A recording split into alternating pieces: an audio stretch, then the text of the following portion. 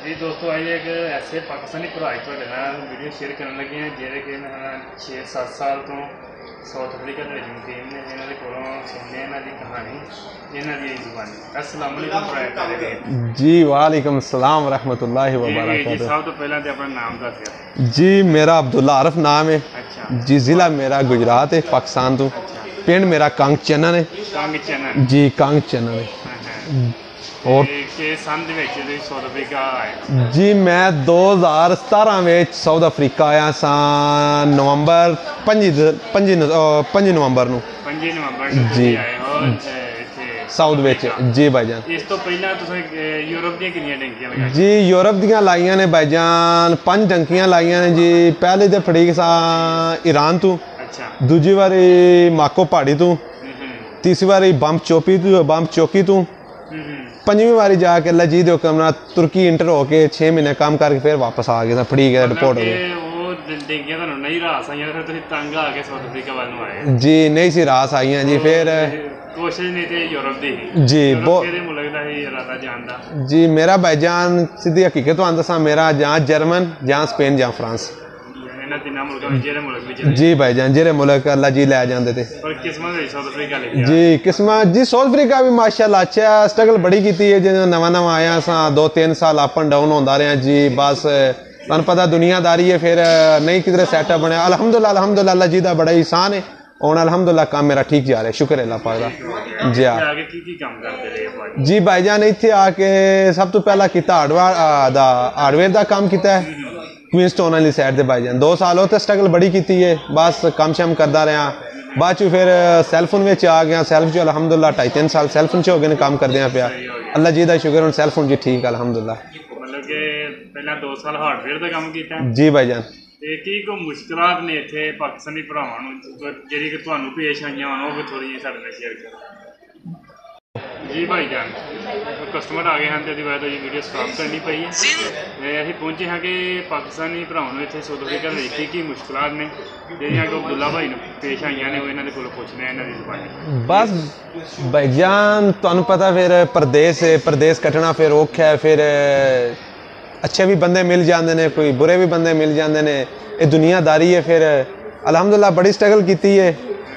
बस ठीक ने साढ़े पाकिस्तानी भरा कुछ टकर जाते हैं गलत कोई ठीक ने अल्हम्दुलिल्लाह शुक्र अल्लाह दा। हाँ जी अल्हम्दुलिल्लाह अल्लाह दा शुक्र है। जिन्ना चिर 4-5 साल हो गए 6 साल अफ्रीका में अल्हम्दुलिल्लाह सही टकरे ने बंदे। पहले 2-3 नहीं सन सही टकरे दूजे अल्लाह दा शुक्र है सारे ठीक टकरे ने अल्हम्दुलिल्लाह।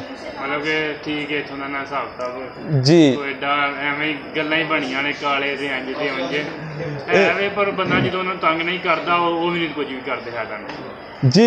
तुहाडी गल ठीक है स्ट्रगल है सी साउथ अफ्रीका में थोड़ा जहा मसला है थोड़ा जहा अगेंस्ट है दूसरे कालू का मसला है वे काले ना बदतमीजी करिए तो काले आए मैं नहीं छेड़ते जी बिल्कुल। क्योंकि सानू भी 1.5 महीना हो गया इत्थे आया पहुंचे आन जी वेखने आ पे कि जिन्हों छेड़ना उन्हें कोई तुहाडे नाल फिर पुछताछ करना है ना नहीं तो वैसे नहीं तंग जी बिल्कुल हकीकत बात है तुहाडी।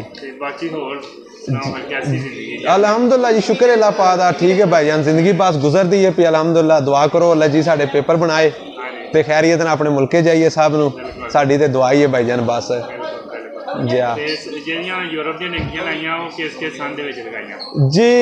यूरोप दी ते इंशाल्लाह साउथ अफ्रीका तो पहला कोई 4-5 महीने पहला लाई थी। 2-3 महीने पहला 2017 में लाई थी। मैं लाई सी 5वें महीने की 25 तरीक को मैं डंकी अल्हम्दुलिल्लाह घरों निकलिया सा।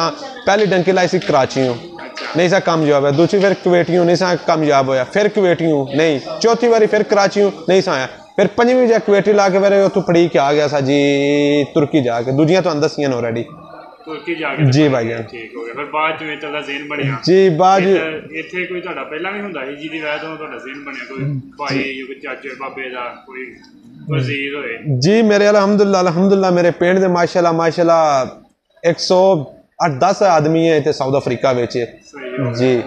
काफ़ी अक्सरियत है तुहाडे ना गाँव के लड़कियां जिहड़े कि साउथ अफ्रीका दे मुकीम जी हकीकत गल है। फिर तुहां भी डिसीजन लिया कि साउथ अफ्रीका वाल नहीं जाया जाए जी जी यूरोप साडी किस्मत च नहीं जी जी बस जिते नसीबां च रोटी पानी होवे जिते दाना पानी उत्थे फिर जी हकीकत गल है बिल्कुल यही गल ते बात है। अल्हम्दुलिल्लाह ठीक है अच्छा मुल्क साउथ अफ्रीका एडा माड़ा भी नहीं मुल्क अपना बिजनेस है very good that one also you know is nice country that south Africa That is nice. Yeah, this is very good countries and nice area. What that is have for a little bit problem. Maybe inshallah that is very good for that country. Okay, sir. Yeah. No problem. Maybe you run for that. You speak English. What is the meaning that one? Pakistani to nahi yaad hundi hai. Pakistan फिर तुहानू पता भाईजान फिर यादां ते आउंदियां ने फिर जान मामले ने फिर पाकिस्तान दे अल्हम्दुलिल्लाह फिर दुआ होनी चाहिए सारे वीरां दी इंशाल्लाह जुलसा पाकिस्तान अल्लाह जी दे हुक्म नाल 2024 विच इंशाल्लाह 2024 विच जी अगले साल मानो जी जी इंशाल्लाह नेक्स्ट ईयर अल्लाह जी दे हुक्म से जरूर जाऊंगा पाकिस्तान जी बाकी और जी अल्हम्दुलिल्लाह जी इंशाल्लाह मैं भी next year go back in Pakistan maybe take for marriage maybe stay for that 6 to 7 months stay in my home. Okay. After his marriage just stay for that 6 to 7 months and come back in South Africa. Why South Africa? This is love country. This is very good. That country is beautiful.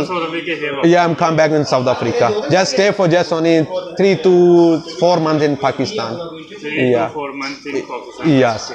Yeah. And come back in Pakistan. Yeah, and come back in Pakistan or come back in South Africa. Yeah, inshallah. Okay जी शुक्रिया प्यारे भाईजान जी जज़ाकल्लाह खैर मैं तुम्हें interview देता जज़ाकल्लाह खैर थैंक यू all right